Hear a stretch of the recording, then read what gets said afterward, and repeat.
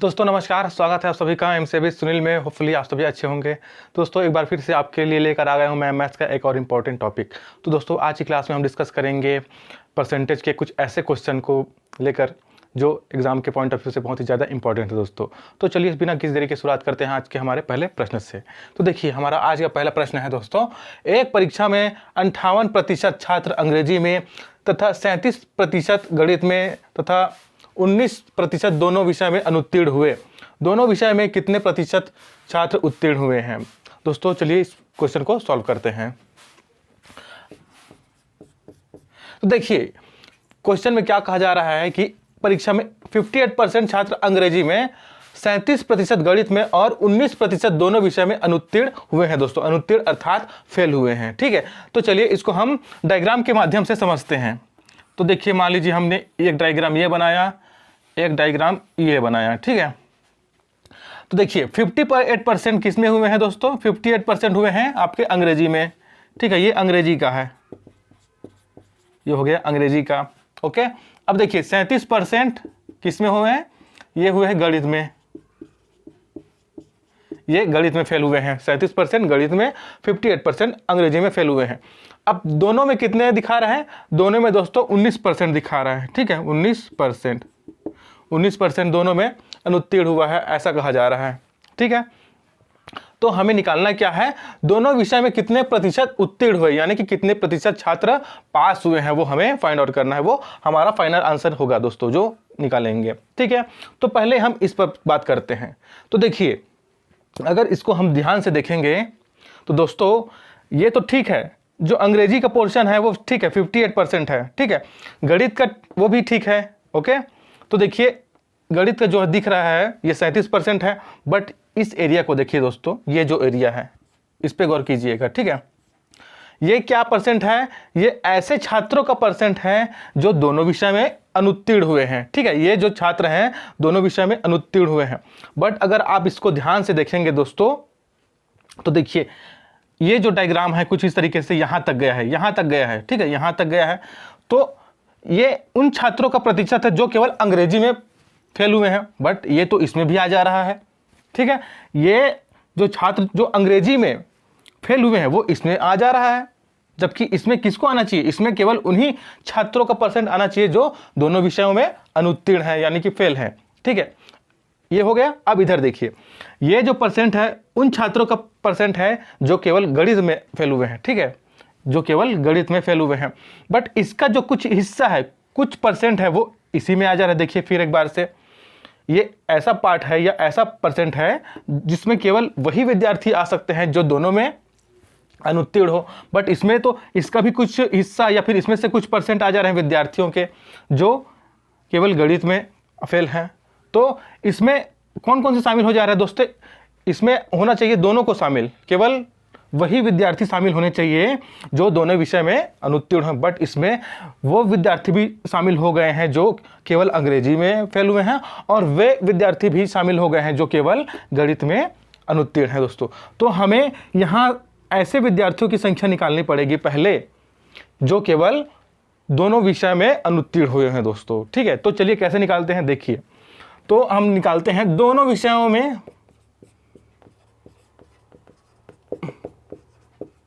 अनुत्तीर्ण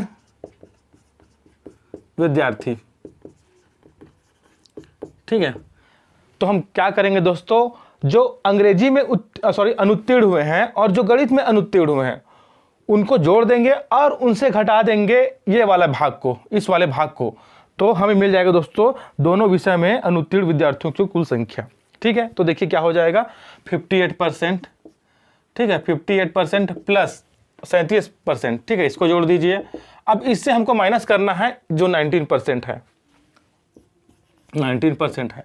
अब हम माइनस इसलिए कर रहे हैं दोस्तों, देखिए आप ध्यान से देखिए तो ये जो हिस्सा है 58% का कुछ हिस्सा यहाँ पर आ रहा है। ठीक है, और जो 37% है उसका भी कुछ हिस्सा देखिए यहाँ पर आ रहा है। तो उस हिस्से को हटाने के लिए, उस परसेंट से उस परसेंट को हटाने के लिए हमने इन दोनों को आपस में जोड़ दिया और इनके योग से हमने इसको घटा दिया दोस्तों। तो ऐसा करने से हमें उन विद्यार्थियों की संख्या या परसेंट प्राप्त हो जाएगी जो दोनों ही विषय में अनुत्तीर्ण हुए हैं। ठीक है, चलिए देखते हैं क्या होता है। अब इनका योग पहले देख लीजिए, तो देखिए क्या हो जाएगा, 8 7 15 और 5 कैरियर आया 1, 5 4 9, ठीक है। इधर 95% है और इधर 19% है, ठीक है। तो 95% से 19% को हम घटा देंगे तो हमें कितना मिलेगा, देखिए हमें मिल जाएगा दोस्तों यहाँ पर, देखिए 95 में से अगर हम 90 घटा देते हैं तो 6 इधर और ये, अर्थात 76%, ठीक है। तो दोनों विषय में अनुत्तीर्ण विद्यार्थियों की संख्या कितनी है दोस्तों, वो है 76%, ठीक है। ये यहाँ तक निकला। अब देखिए हमें निकालना क्या है, दोनों विषय में कितने प्रतिशत छात्र उत्तीर्ण हुए हैं, मतलब पास हुए हैं। ये तो फेल हुए हैं उनकी परसेंट है, ठीक है, उनका ये प्रतिशत है, बट हमें निकालना है जो पास हुए हैं उनका प्रतिशत। तो दोस्तों जब हम रिजल्ट निकालते हैं तो हम पास या फेल को कितना लेके चलते हैं, तो हम हमेशा 100% पे लेकर चलते हैं। हम उसी के आधार पर पास या फेल को डिसाइड करते हैं, ठीक है। तो देखिए टोटल परसेंट था कितना, 100%, ठीक है। 100% में से पास या फेल होना था, ठीक है। अब देखिए 100% में से 76% तो फेल हो गए, ठीक है। तो पास कितने हो जाएंगे दोस्तों, तो पास उतने हो जाएंगे कि अगर 100 में से हम 76 घटा देंगे तो जो भी परसेंट आएगा वो पास की परसेंट होगा दोस्तों, जितने छात्र पास हुए हैं। तो उत्तीर्ण छात्रों दोनों विषयों में ना, ठीक है, दोनों विषयों में, ठीक है, दोनों विषयों में उत्तीर्ण छात्रों का प्रतिशत बराबर क्या हो जाएगा, यहां से 100% में से हम माइनस कर देंगे, देखिए 76% को, तो क्या आ जाएगा यहाँ पर दोस्तों 24%, हमारा आंसर आ गया, ठीक है। अर्थात दोनों विषयों में उत्तीर्ण छात्रों का प्रतिशत कितना है, तो ये है दोस्तों 24%। ओके दोस्तों, देखिए हमारा अगला प्रश्न है, एक परीक्षा में 80% विद्यार्थी अंग्रेजी में तथा 85% गणित में तथा 75% दोनों विषयों में उत्तीर्ण हुए। यदि दोनों विषयों में 40 विद्यार्थी अनुत्तीर्ण रहे तो कुल विद्यार्थियों की संख्या कितनी है। चलिए इसको सॉल्व करते हैं। तो देखिए दोस्तों, इसमें कहा गया है कि 80% जो विद्यार्थी है वो अंग्रेजी में अनुत्तीर्ण हुए हैं, ठीक है, सॉरी उत्तीर्ण हुए हैं, ठीक है।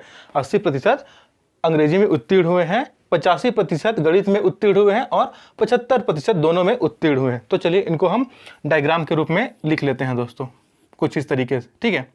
तो देखिए 85%, देखिए 80% है अंग्रेजी में, ठीक है, ये अंग्रेजी का है। 85% है आपका, देखिए गणित में, और 75% दोनों में बोल रहे हैं, ठीक है, 75% बोला जा रहा है दोनों में।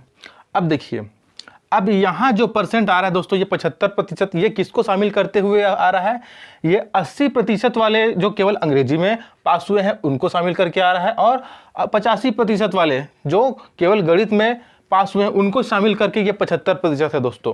तो हमें तो केवल प्योर शुद्ध हमें क्या निकालना है, पहले जो दोनों विषय में उत्तीर्ण हुए हैं वो निकालना है दोस्तों सबसे पहले, है ना।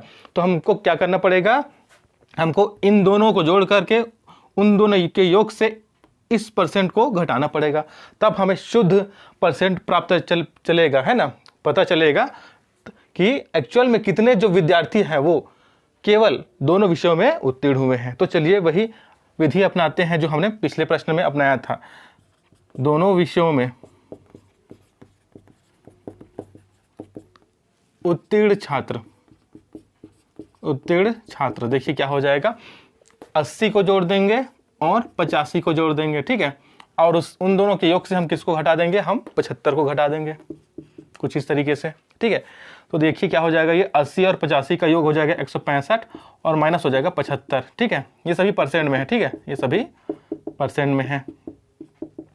अब देखिए 165 में से अगर हम 75 घटा दे, देखिए कितना मिलता है हमें दोस्तों, यहाँ 0 हो जाएगा, ठीक है, और यहाँ पर देखिए 90 हो जाएगा, है ना, अच्छा 90% हो जाएगा, ठीक।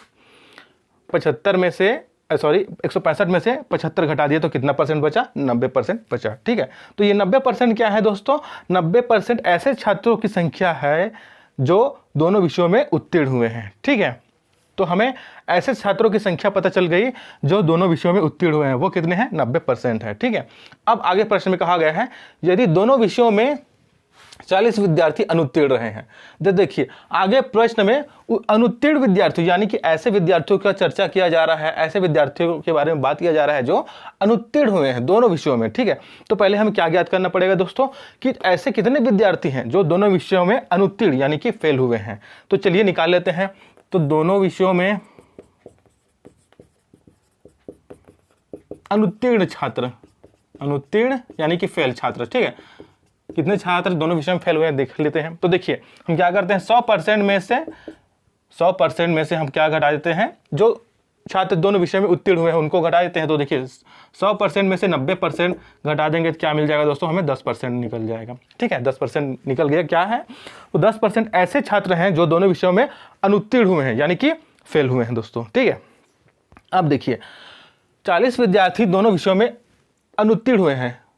तो देखिए ये संख्या है दोस्तों। ठीक है, ये संख्या में है और ये दो जो 10 निकला है ये परसेंट में है। ठीक है, लेकिन दोनों का अर्थ एक ही है दोस्तों कि दोनों विषयों में अनुत्तीर्ण हुए हैं। ठीक है, कि 10% छात्र अनुत्तीर्ण हुए हैं और 40 विद्यार्थी यानी 40 छात्र देखिए अनुत्तीर्ण हुए हैं। तो दोनों तो मतलब एक ही है कि इसको परसेंट में दे दिया गया है और इसको संख्या में दे दिया गया है। तो हम इसको कुछ इस तरीके से लिख सकते हैं कि 10% बराबर 40 विद्यार्थी। ठीक है, क्योंकि 10% क्या है, वो भी दोनों विषयों में अनुत्तीर्ण छात्र हैं और 40 क्या है, वो भी दोनों विषयों में अनुत्तीर्ण छात्र हैं। बस केवल अंतर इतना है कि ये परसेंट में है और ये संख्या में है। ठीक है, तो 10% किसके बराबर है दोस्तों, वो 40 के बराबर है। तो 1% किसके बराबर हो जाएगा, ये हो जाएगा 40/10 के। ठीक है, 40/10 के हो गया। ठीक है, और हमको निकालना क्या है, 100%, यानी कुल विद्यार्थियों की संख्या निकालना है। तो 100% निकालना है हमको।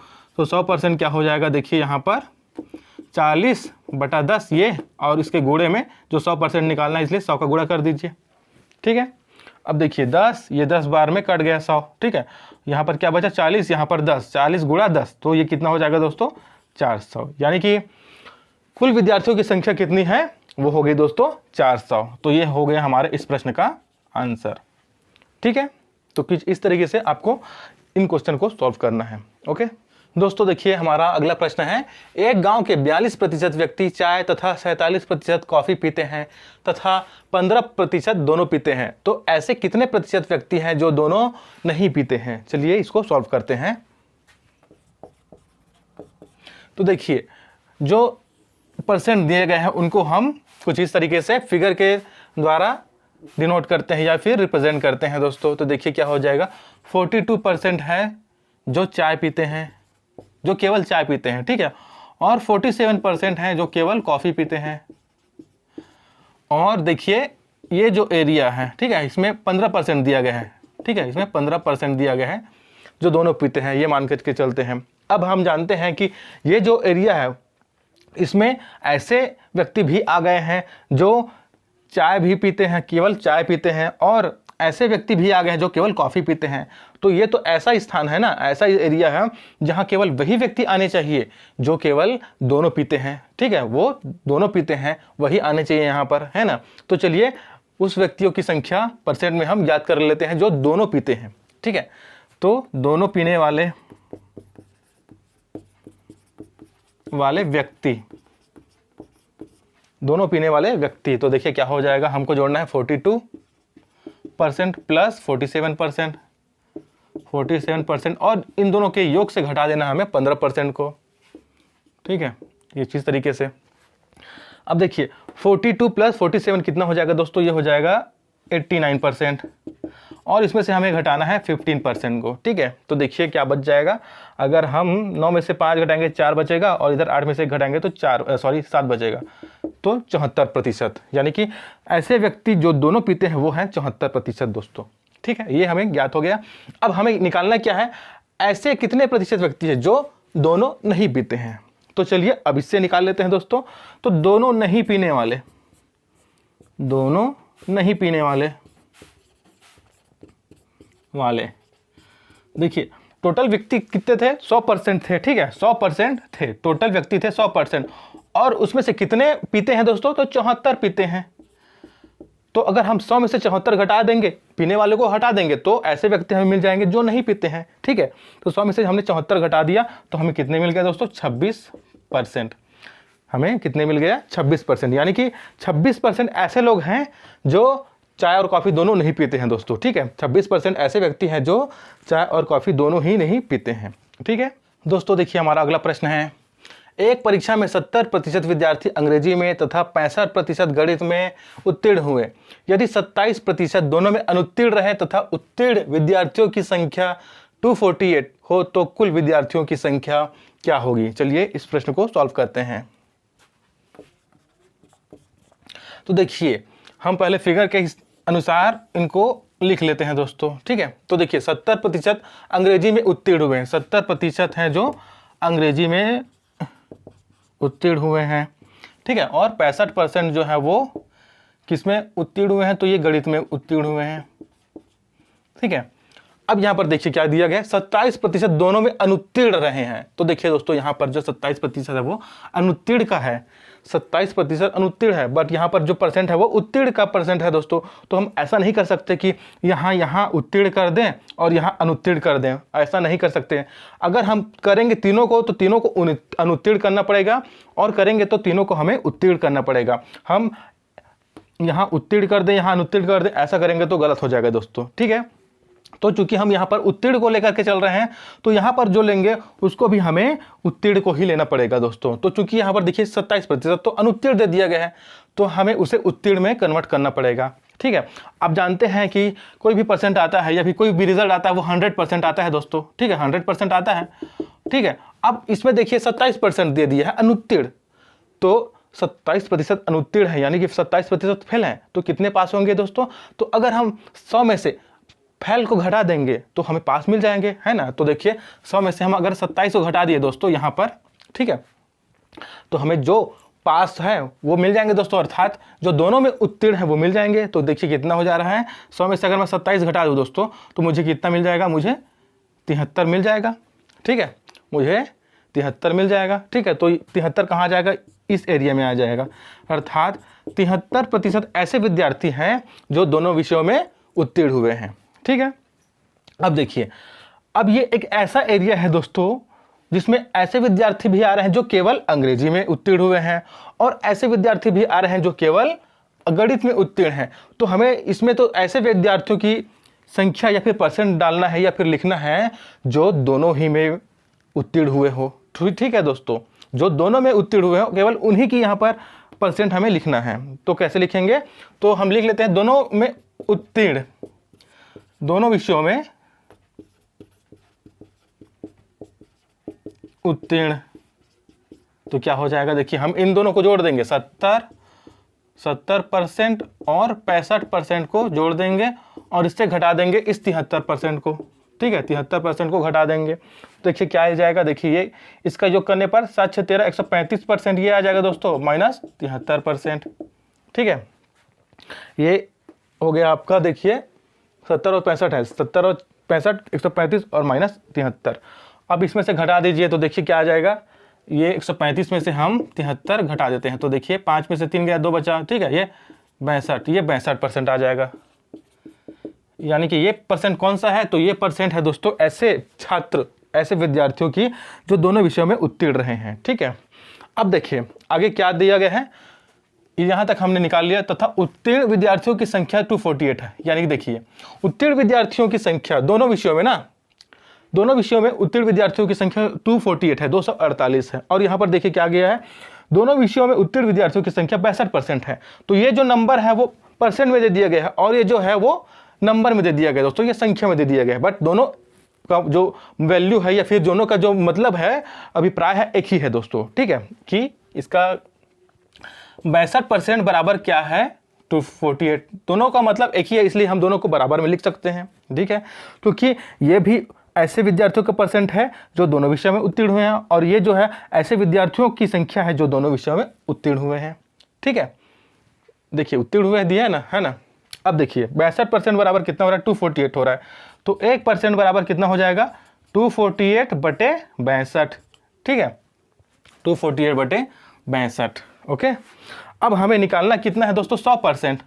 हमें निकालना कितना है, हमें निकालना है 100%। तो क्या हो जाएगा, देखिए यहाँ पर 248 बटे में है 62, ठीक है। अब चूंकि हमें 100% निकालना है इसलिए इसमें 100 का गुणा कर दीजिए, ठीक है। अब इसको हम सॉल्व कर लेते हैं। तो देखिए 31 दूने 62 और ये 31 अट्ठे ये आ जाएगा 248, ठीक है।